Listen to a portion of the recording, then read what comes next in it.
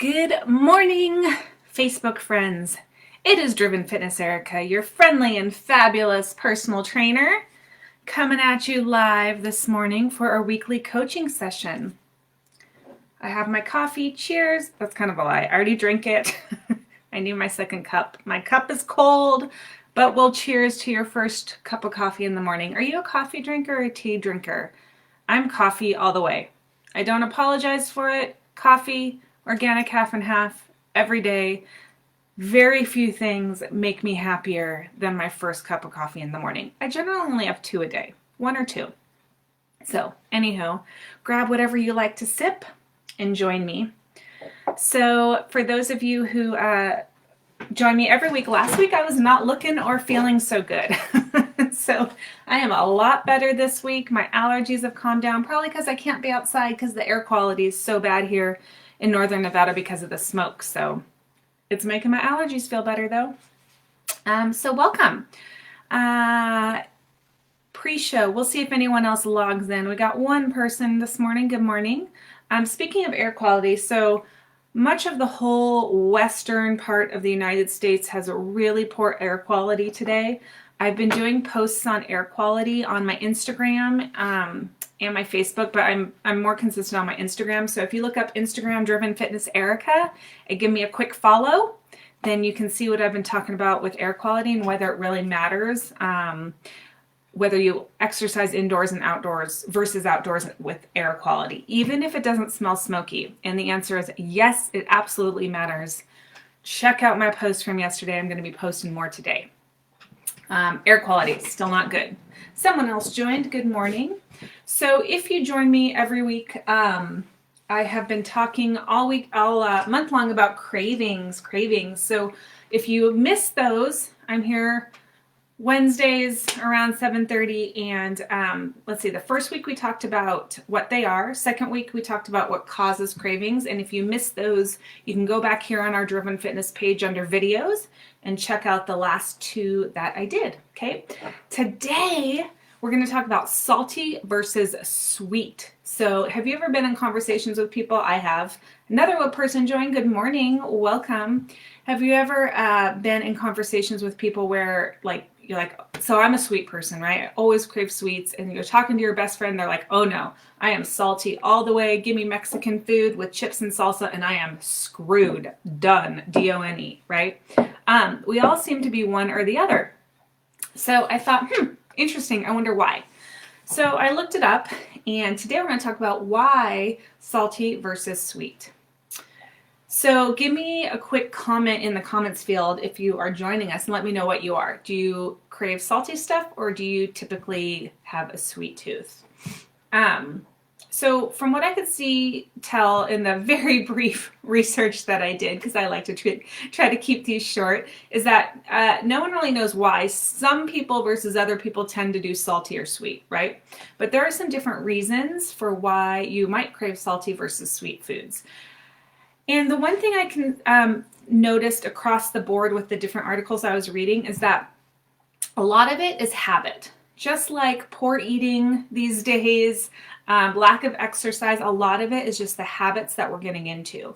And both salty and sweet foods both simulate parts of the brain and release similar hormones, particularly dopamine, especially sugar with dopamine, which is what gives you that feel good feeling, right? That yum, makes you feel warm and fuzzy and you want more, right? Dopamine is a very addictive feeling and a very addictive hormone that's released. And food manufacturers know that, right? There is millions of dollars that go into researching the effects of food on the brain and the body, and they want you to eat as many potato chips as possible. So they take that information and the fact that sweet and salty foods release those feel-good hormones and they capitalize on it, right? So number one, processed foods, sweet and salty, they have a lot of added sugar, a lot of added salt, and that's because it helps confirm that you're just going to eat more. So number one reason why we do salty or sweet is because of the feel-good hormones, neurotransmitters that are released while you're eating them. Specifically, we're going to go on to salt. So why do some people crave salt more than sweets? Well, number one, it could be habit. Number two, the articles were suggesting that it could be that you're actually lacking something. So particularly for salt cravings, I keep looking this way because I'm watching my dog. She's 15, and we get a little nervous of her going up and down off the deck because she's not so good at it anymore, but she's doing good this morning. So salt, particularly salt, it's important to listen to your body because typically if it's not a habit thing and you're craving salty foods, number one, your body could be lacking in a mineral that's related to salt or typically comes with salty things, magnesium, potassium, any of those other things, minerals that your body needs to function properly. Number two, you actually could just be needing salt, right? So pay attention to what your body is feeling. If this is not a normal thing, particularly if you are an athlete and you've been training hard, if it's a really hot day and you've been sweating a lot, if you haven't been drinking enough fluids that have electrolytes in them, then most of the articles I read said listen to your body and make sure you replenish with something that has salt in it. Not potato chips, right? But an electrolyte drink or something else that is salty and see if you feel better. Listening to your body with the salt is more important than listening to your body if you are craving sugar. So the articles that I read said that sugar tends to be more of a habit than anything else in that releasing of that dopamine and those other feel-good things that happen in your brain. But there's also a really ugly feedback loop that happens with sugar that has to do with your insulin. So people who are consuming a lot of sugar at a time, then over days, weeks, months, years, whatever, you start to create an insulin resistance. And so your body is then not processing sugar properly, your blood sugar and the sugar that you have in your body to be able to utilize plummets, and then you crave more sugar, right? And it's just this ugly cycle of insulin resistance. And that's what leads to things like type 2 diabetes. So the thing with the sugar is not as important at the beginning to be replenishing that like salt, it seems, according to the articles, unless it's becoming really bad where you're not feeling well, like go see your doctor if that's happening, because perhaps you are pre-diabetic or diabetic.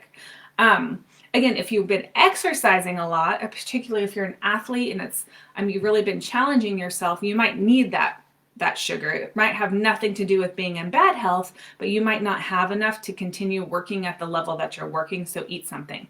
Regardless, eat something, but just be very mindful of the sugar cycle and that binging, right? Your blood sugar comes up, it crashes, your body wants more. Up, crashes, your body wants more.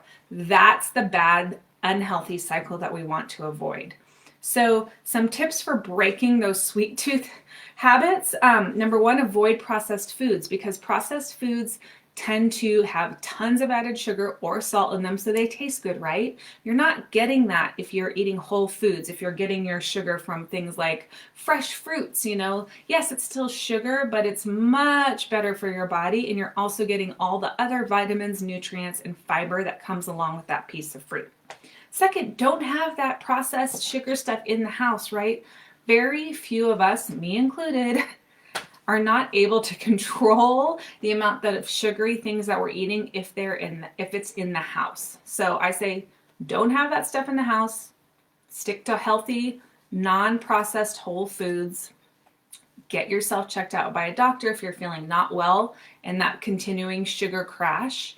And then also with the salt too, right? Listen to your body. You know what's normal and what's not normal. Salt versus sugar. We all crave maybe one more than the other. Both cravings, we both want to work on. All right. Next week is going to be my final cravings. I think next week's the last Wednesday. My final cravings session live, and then we'll do something else for October. Gosh, it's already almost October. And I'm also going to be doing a special women's health series in October on probably Tuesday mornings. So make sure that you check that out. That's going to be on my personal page, Erica Resilius, where you can search Driven Fitness Erica. And again, watch for my air quality updates.